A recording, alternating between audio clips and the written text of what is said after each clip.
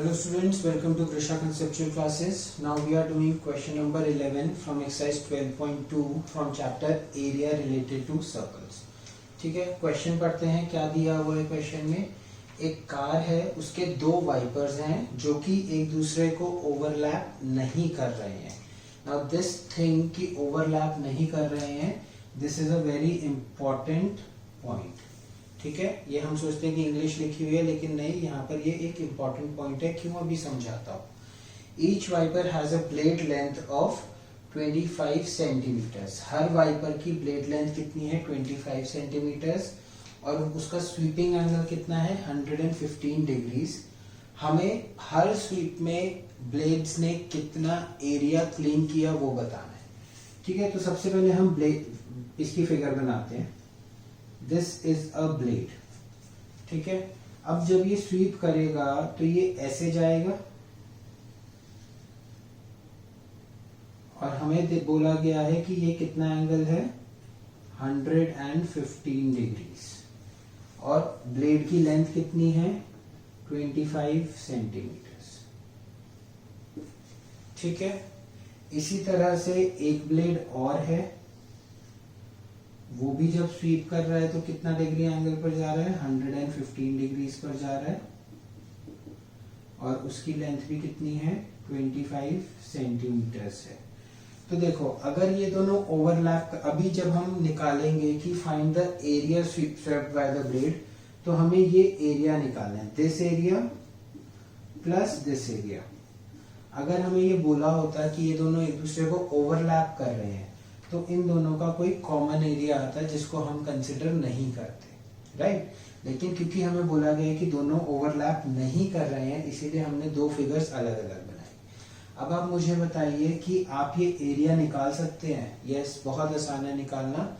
तो बेसिकली क्या था? आइडेंटिफाई करना था. जब हमने इस फिगर को बना दिया तो ये क्वेश्चन हमारे लिए बहुत आसान हो गया. अच्छा, एक चीज और, क्या ये वाला एरिया और ये वाला एरिया इक्वल होगा? यस, इक्वल होगा, क्योंकि थीटा भी इक्वल है और रेडियस भी इक्वल है. Look, this 25 centimetre is acting as a radius. तो हम डायरेक्टली लिखेंगे area swept by one sweep of blades. One sweep of blades is equal to 2 into theta upon 360 into pi r square. ठीक है, हमने पहले ही उसको twice कर दिया. दिस प्लस दिस करते तो हमने पहले ही उसको ट्वाइस कर दिया. अब हमें क्या करना है? सिर्फ वैल्यूज पुट करनी है. थीटा है हमारा 115 अपॉन 360 इंटू 22/7 इंटू 25 इंटू 25, और यूनिट क्या होगी? Centimetre square. तो कैलकुलेशन थोड़ी सी डिफिकल्ट है इसकी, बट करते हैं. ये 180 हो जाएगा, ये 11, ये 90 हो जाएगा, ये 5 5 25, ये हो जाएगा 18. और ये कुछ कैंसिल नहीं हो रहा है, तो ये इतना ही रहेगा. 18 इंटू 7 विल बी 126.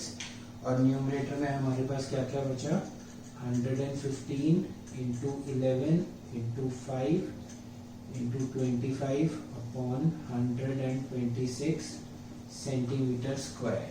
ठीक है, तो जब आप इसे सॉल्व करेंगे फाइनली, अब कोई ऑप्शन नहीं है, कुछ कैंसिल नहीं हो रहा है, तो हमें इसे सॉल्व करना पड़ेगा. तो final answer would be 158125 upon 126 centimetre square. ठीक है, तो कुछ क्वेश्चंस में कैलकुलेशन पार्ट डिफिकल्ट है, but once you have identified कि कौन सा फॉर्मूला लगेगा, क्या कॉन्सेप्ट है, once you have identified the correct figure, the question is very easy to solve. Okay, so now these are kind of questions are one of the most easiest questions of this chapter. ये questions बहुत generally subjective में ना आकर objective type questions में आते हैं, मतलब MCQs में या फिल इन द ब्लैंक्स में आते हैं. ठीक है, बट प्रैक्टिस करना हमारे लिए इक्वली इम्पोर्टेंट है. Okay, Now if you like our videos, please hit the like button and subscribe to our channel Grisha Conceptual Class.